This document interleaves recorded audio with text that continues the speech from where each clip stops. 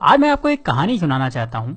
ऐसी कहानी जिसको सुनने के बाद आप भगवान से गरीब होने की शिकायत बंद कर देंगे और आप उस रास्ते पर आगे बढ़ जाएंगे जो आपको अमीरी की तरफ लेकर जाएगा। कहानी कुछ ऐसी है कि एक गरीब आदमी था और वो हमेशा ही भगवान से अपनी गरीबी की शिकायत करता रहता था। उसे शिकायत ये थी कि उसके झोपड़े से कुछ दूर रहने वाला आदमी इतना अमीर है और वो गरीब। उस अमीर आदमी को सब कुछ आसानी से मिल जाता है और गरीब को हमेशा ही मेहनत करना होती है, तब भी कई बार उसे भूखा रहना होता है। रोज रोज की शिकायत सुनकर भगवान ने सोचा चलो आज इसको जवाब दे ही देता हूँ। तो ऐसे में भगवान ने क्या करा कि जो अमीर आदमी था उसको उस गरीब आदमी के बराबर गरीब बना दिया और दोनों को ही मछली पकड़ने वाली एक छड़ी दे दी।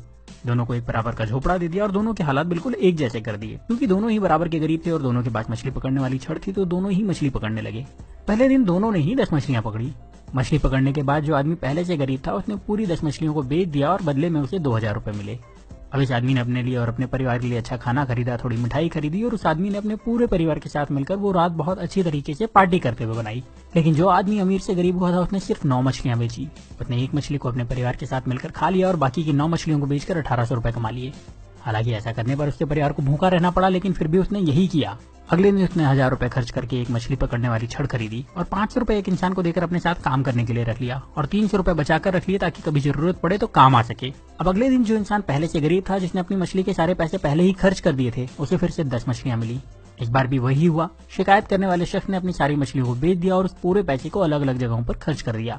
लेकिन जिस इंसान को भगवान ने गरीब बना दिया था उस इंसान को 20 मछलियां मिली। इस बार उसने 18 मछलियों को बेचा और 2 मछलियों को अपने परिवार के साथ खाकर सो गया। इस बार उसके परिवार को थोड़ा खाना ज्यादा मिला, लेकिन उनका पेट ठीक से भरा नहीं था। फिर भी किसी ने शिकायत नहीं की। अगले दिन फिर वही हुआ और जिस इंसान को भगवान ने गरीब बनाया था उसने 18 मछलियों को बेचे हुए 3600 रुपए से 2000 रुपए निकाल करके 2 छड़ और खरीदी और उसके साथ ही 3 लोगों को अपने साथ काम करने के लिए रख लिया, हर एक को 500 रुपए देकर के। उसके पास 100 रुपए भी बचे थे तो उसने वो पैसे बचत में लगा दिए।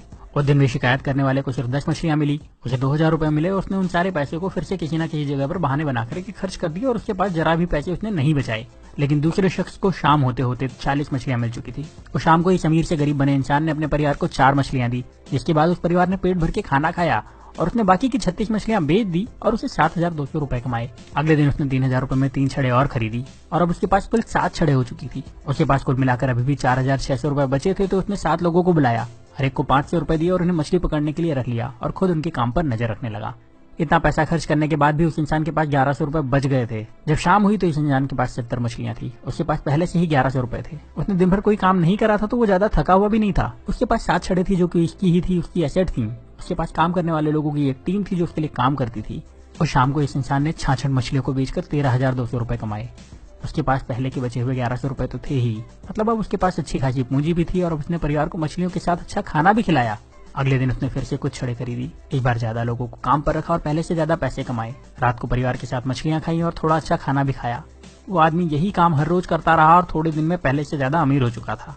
उसने अपने पुराने घर को फिर से खरीद लिया और अब उसके लिए मछली खाना मजबूरी नहीं शौक था।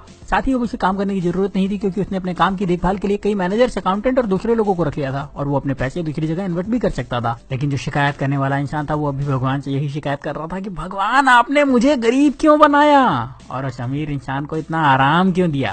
अब आप समझदार हैं, आप ये समझ चुके होंगे कि भगवान किसी का फेवर नहीं करते, वो सभी को एक जैसे ही देखते हैं, सभी को एक जैसे मौके देते हैं, सभी को एक जैसे संसाधन देते हैं, सभी को सफल और धनवान होने का अधिकार देते हैं। पर आपको ये भी समझना होगा कि दुनिया में कुछ भी फ्री नहीं मिलता। इस कहानी में भी आपने देखा कि उस इंसान ने गरीबी से वापस अमीर होने के लिए पहले कुछ समय तक आधा पेट खाना खाया, उसके बाद भरपेट खाना खाया, फिर भी बचत के साथ पैसे खर्च करे और अपने पैसे को सही तरह से इन्वेस्ट भी करता रहा। जबकि गरीब इंसान सिर्फ मजे में लगा रहा और शिकायत करता रहा और हमेशा गरीब बना रहा।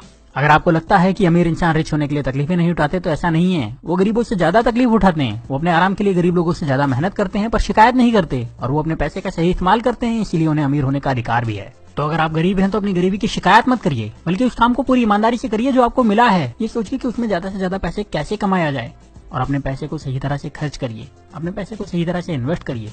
और जब आप ऐसा करेंगे तो आपको अमीर होने से कोई नहीं रोक पाएगा, कोई भी नहीं। अब यहाँ मैं आपसे एक सवाल करने वाला हूँ और कमेंट में इसका जवाब जरूर दीजिएगा। क्या आपको लगता है कि भगवान या किस्मत सच में आपकी गरीबी के जिम्मेदार हैं? और अगर अभी तक आप यही समझते थे तो आपने अपनी सोच बदली या नहीं? अपना जवाब मुझे कमेंट में जरूर बताइएगा। अगर आपने अपनी सोच बदल ली है और आपको लगता है कि ये वीडियो ज्यादा से ज्यादा लोगों के पास जाना चाहिए तो इस वीडियो को दूसरों को शेयर करिए। इतना ज्यादा शेयर करिए कि लोग अपनी जिम्मेदारी खुद लेना शुरू कर दें और फिर कोई भी रुकावट उन लोगों को अमीर होने से ना रोक पाए।